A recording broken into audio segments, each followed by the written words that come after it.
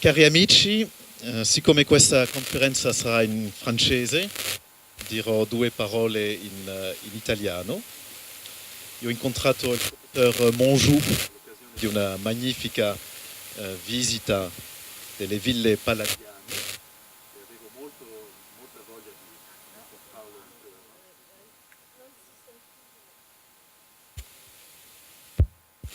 Così? Sì?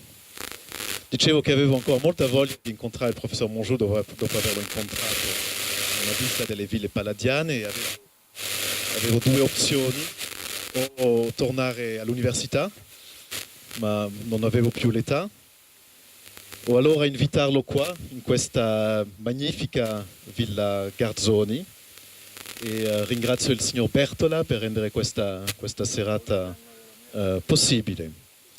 Quando appunto ho incontrato il professor Monjou e che ci ha affascinato per quello che sapeva, mi sono detto che era probabilmente specializzato nel Rinascimento italiano, nel Palladio, in Vicenza. Invece no, la sua specialità è la letteratura anglosassone. Infatti funziona molto meglio. Ed è questo che rende unico le presentazioni del professor Monjou, secondo me, è perché sa gettare dei ponti tra arte, scienza e le rispettive storie delle culture europee. Io penso infatti che l'Europa non si faccia con l'uniformizzazione. L'Europa è fatta di differenze e l'Europa si farà creando questi ponti di comunicazione tra le differenze che fanno l'Europa. Io penso che stasera appunto il professor Monjou applicherà questa convinzione al tema dei giardini in Europa e penso che non ci sia più bel esempio che questa Villa Garzoni per illustrare quello che è il giardino all'italiana. Cicerone, mi scusi ma provo a andare un centesimo all'altezza del professor Monjou. Cicerone ha detto si hortum cum bibliotheca habes nihil derit, che significa se tu hai un giardino e se tu hai una biblioteca più niente ti mancherà. Allora stasera abbiamo un bellissimo giardino e chiederò a lei, Christian, di essere la nostra biblioteca.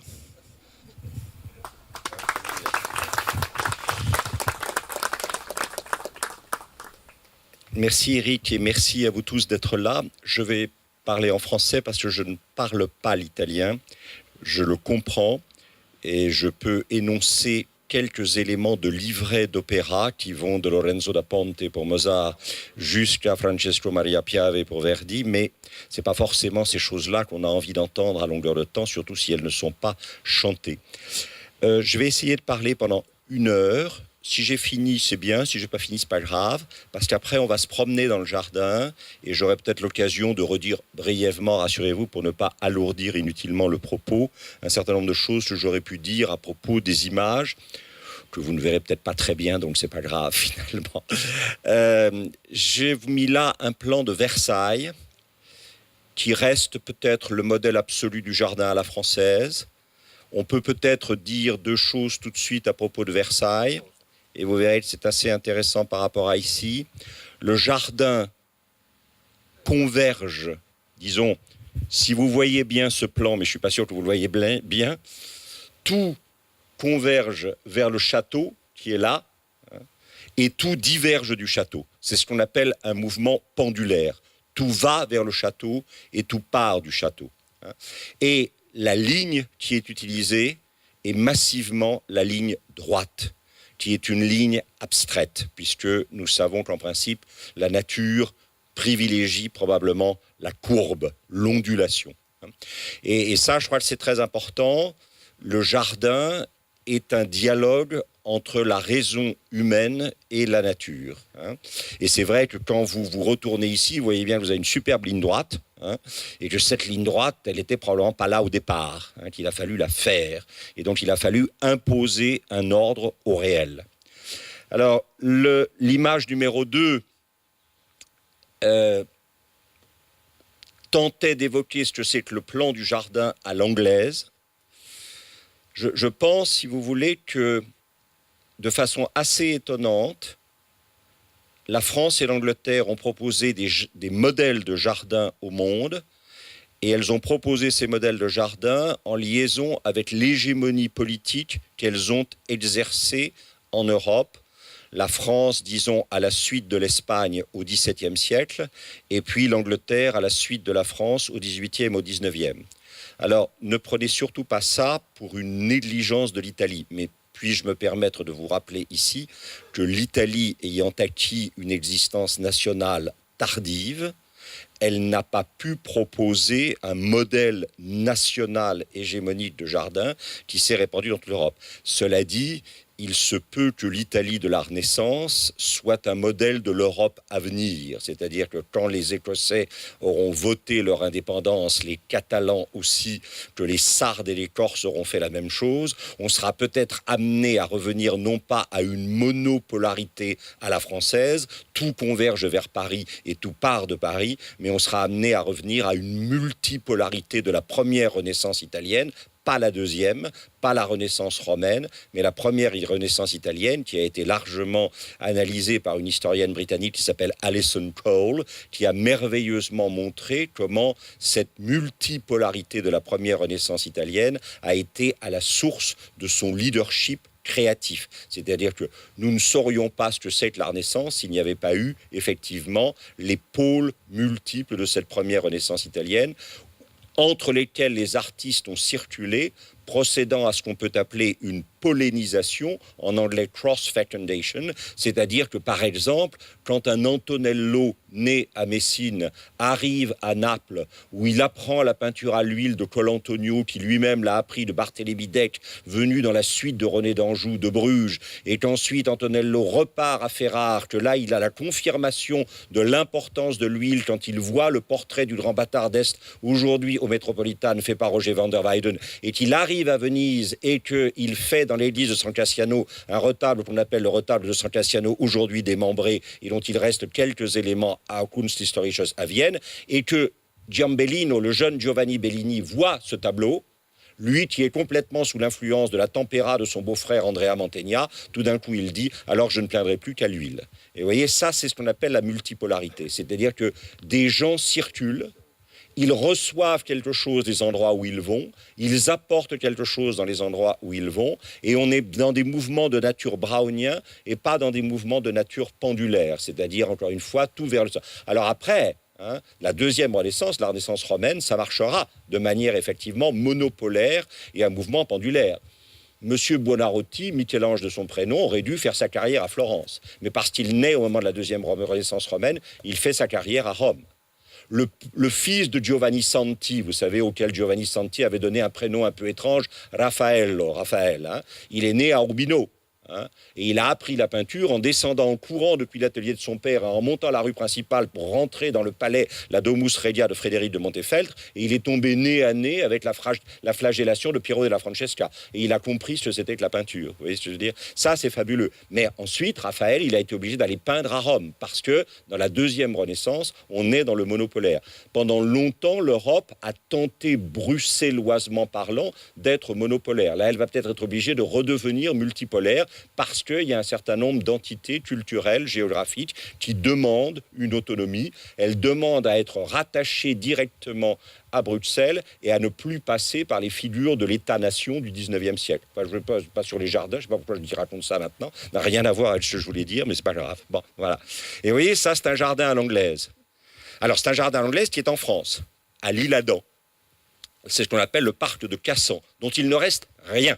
Parce qu'il n'y a rien de plus fragile que les jardins. Ça, les jardins, c'est Ce sont des gouffres, je ne devrais pas parler de ça devant les...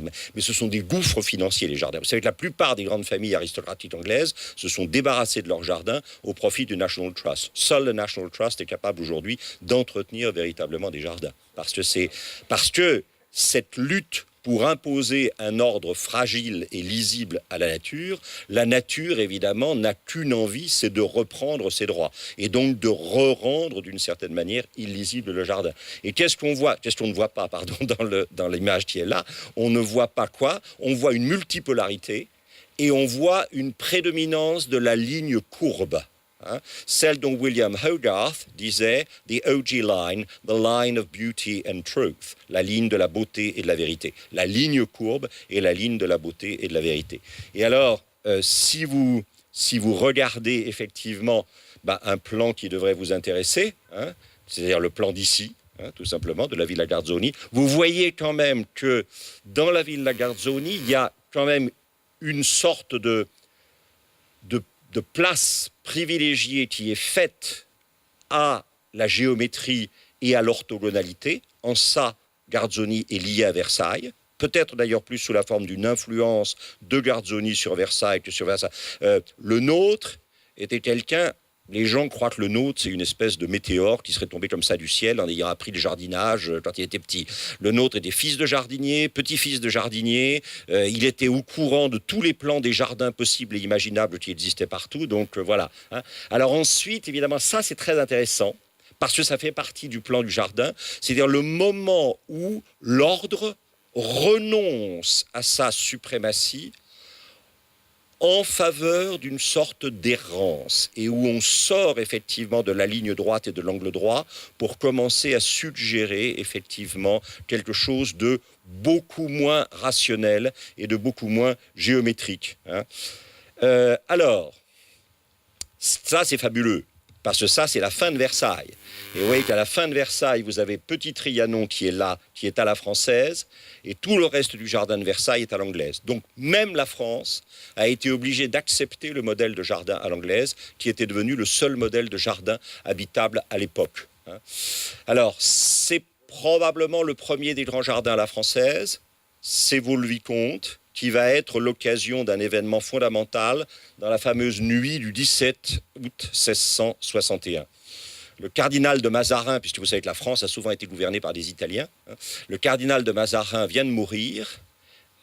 Au premier conseil qui suit la mort de Mazarin, le roi dit « j'entends désormais gouverner sans ministre », mais vous savez qu'on n'est jamais destiné à entendre que certaines choses. Et on a beau entendre d'autres choses, on a beau écouter d'autres choses, on ne les entend pas. Le personnage Nicolas Fouquet, que Mazarin a préparé pour lui succéder, ne comprend pas cette phrase du roi que le roi entend gouverner sans ministre. Et donc, effectivement, Fouquet, que vous voyez ici, continue ses travaux sur Vaux-le-Vicomte. Et alors là, je voudrais juste vous suggérer, qu'est-ce qui a fait que Fouquet a fait Vaux-le-Vicomte? C'est qu'il s'est dit, et vous voyez, ça c'est dramatique. C'est dramatique parce que nous passons notre temps à produire des messages qui ne sont pas décodés de la manière dont nous avions prévu. Le grand encodage du message de Fouquet, c'est quand les gens verront Vaux-le-Vicomte, ils se diront qu'il est grand le roi qui a un tel ministre. Le seul problème, c'est qu'un certain nombre de gens n'ont pas fait la même interprétation de Vaux-le-Vicomte, et en particulier Louis XIV lui-même n'a pas dû... Alors, aidé par Colbert, qui voulait régler son compte à Fouquet, mais aidé par Colbert, Louis XIV a produit une toute autre interprétation de Vaux-le-Vicomte. Ça, faut toujours se méfier. Quand on est un leader, on encode des messages, mais il faut prévoir dans l'encodage la dérive inévitable du décodage. Ça, c'est absolument évident. Et alors, évidemment, le château, vous avez un monsieur qui s'appelle André Levaux. Ensuite, vous avez Louis XIV, bien sûr, et Fouquet. Et ça, c'est le moment tragique. C'est-à-dire que vous avez le grand salon qui est en ellipse. Ça, c'est très, très intéressant. Grand salon qui est en ellipse, pourquoi?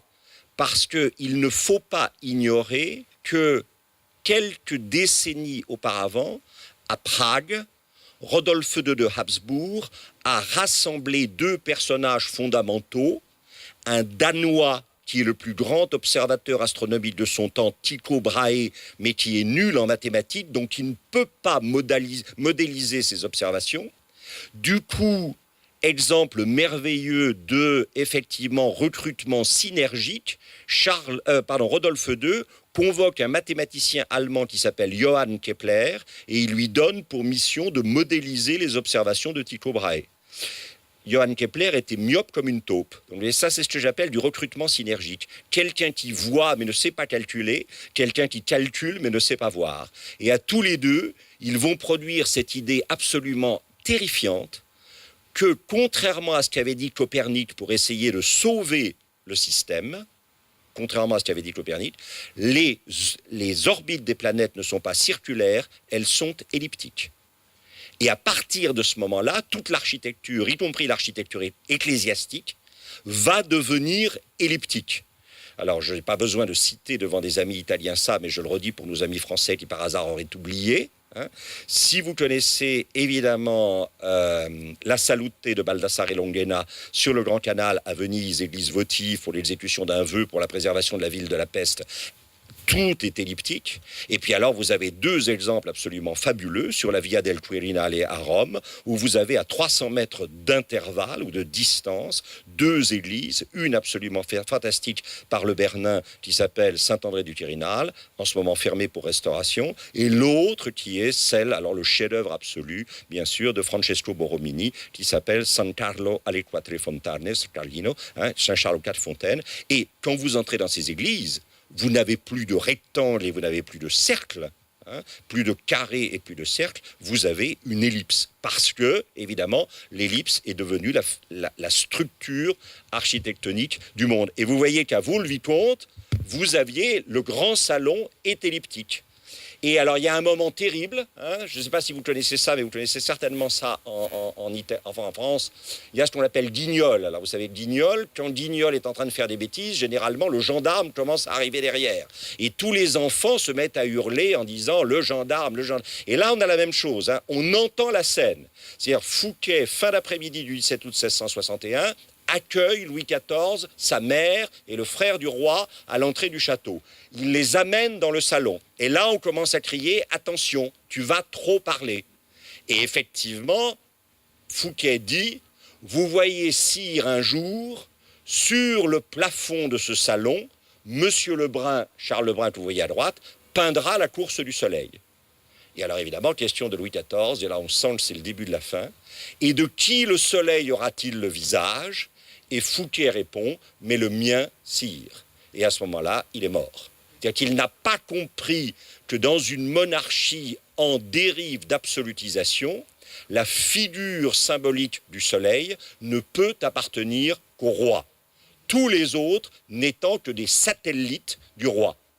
Et quelques jours après, vous le savez, Fouquet sera arrêté et terminera toute sa vie à la forteresse de Pignerol, ce qui n'est pas absolument un destin tellement enviable. Paul Morand écrira un très joli petit livre, absolument génial, on n'a jamais fait mieux sur le 17 août 1661, qui s'appelle « Fouquet ou le soleil offusqué ». Alors vous voyez, ça c'est magnifique. Vous voyez cette idée, là vous êtes vers l'entrée du château, tout converge, comme je l'ai dit, vers le château, et tout va diverger à propos du château. Et en gros, ce qu'on a reproché à Fouquet, c'est d'avoir usurpé une